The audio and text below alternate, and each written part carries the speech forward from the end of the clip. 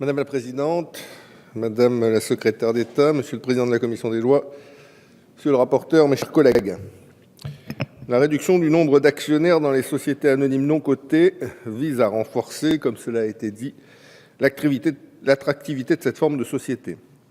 Elle permet également d'aligner le régime qui leur est applicable sur la règle de droit commun, la France restant le seul pays d'Europe à avoir maintenu la règle des 7 actionnaires.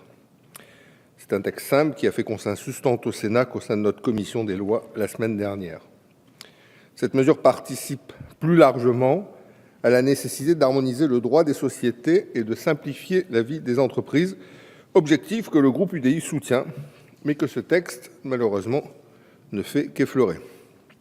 Ainsi, comme l'a souligné la commission des lois du Sénat, cette ordonnance est loin de répondre aux demandes de simplification et de modernisation du droit des sociétés. Ces questions appellent légitimement un travail législatif plus approfondi. De la même manière, les députés du groupe UDI considèrent, comme l'avait proposé le président de la République, qu'un véritable choc de simplification est vital dans notre pays afin de permettre aux entreprises de se développer, enfin, sans entrave. Il est de notre devoir d'alléger le fardeau administratif qui pèse sur toutes les formes d'activité en France. En effet, l'impact de la réglementation nationale en vigueur sur leur activité est perçu négativement par l'écrasante majorité des entrepreneurs de notre pays.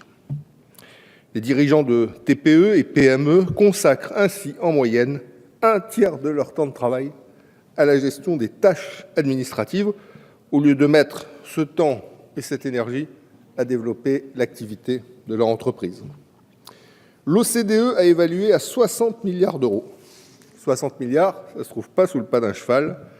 Le coût de la complexité administrative pour les entreprises.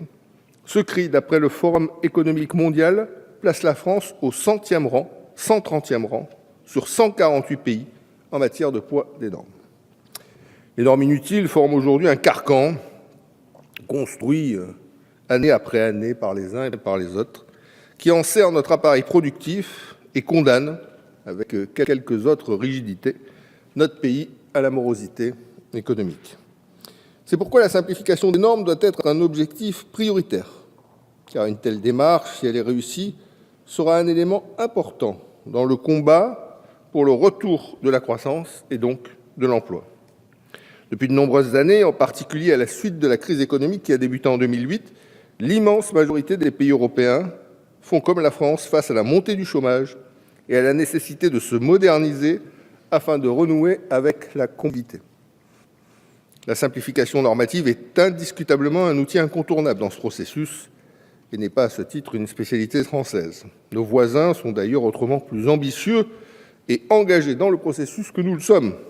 Les Britanniques, par exemple, préfèrent au principe français d'une norme ancienne abrogée pour une norme nouvelle adoptée, celui d'une qui entre de sorte. Autrement dit, pour une nouvelle norme adoptée, 2 normes disparaissent immédiatement et obligatoirement.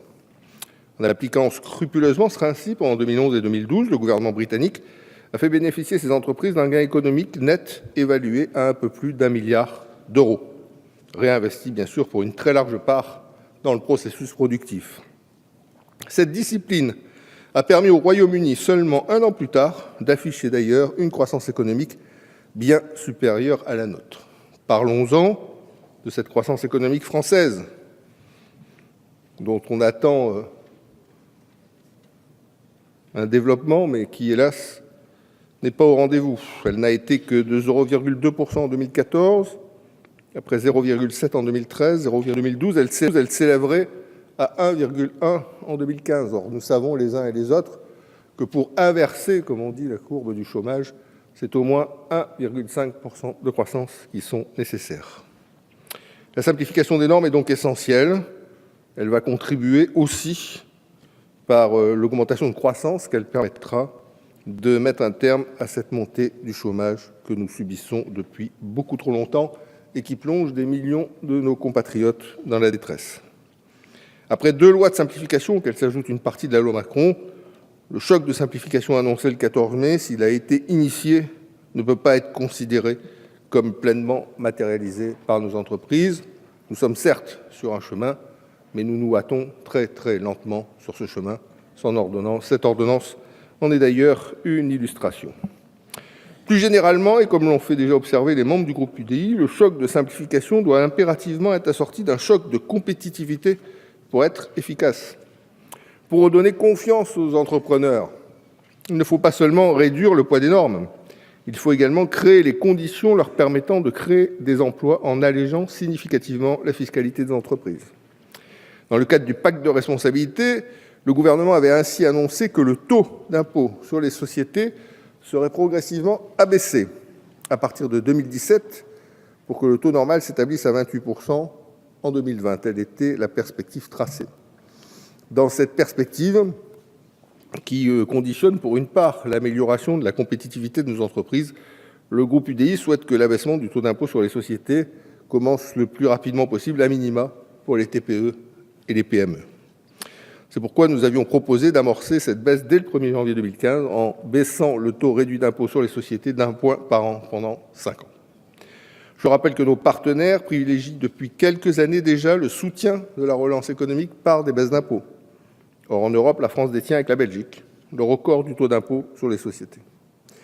Nous devrions nous inspirer des exemples de nos voisins. L'Italie a abaissé son taux d'impôt sur les sociétés de 33 à 27,5% en 2014. Portugal, depuis le 1er janvier 2014, le taux de cet impôt a été abaissé de 25 à 23 et le gouvernement s'est engagé à une réduction progressive jusqu'à 17.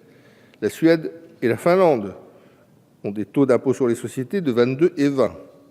Si on prend les pays de l'OCDE, le taux moyen d'impôt sur les sociétés a progressivement diminué depuis 2000 pour atteindre aujourd'hui 23,6%. Nous sommes donc très loin de ce niveau moyen qui est le niveau OCDE.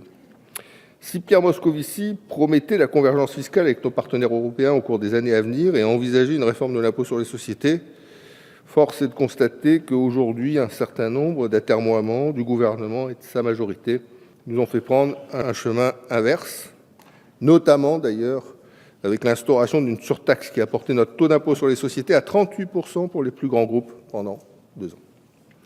Une baisse immédiate de l'impôt sur les sociétés aurait permis de desserrer les taux fiscaux et de rendre des marges de manœuvre immédiates, et nous pensons, comme je l'ai déjà indiqué, plus particulièrement aux TPE et aux PME qui en ont cruellement besoin. Mes chers collègues, les députés du groupe UDI voteront naturellement en faveur de ce projet de loi de ratification qui représente une avancée, bien qu'elle soit extrêmement mineure. Nous appelons toutefois le gouvernement à aller plus loin et à proposer sans tarder des mesures fortes de simplification et de compétitivité. Ce sont des mesures qui sont essentielles afin de redonner des marges de manœuvre à nos entreprises pour que notre pays renoue avec la croissance et avec la création d'emplois.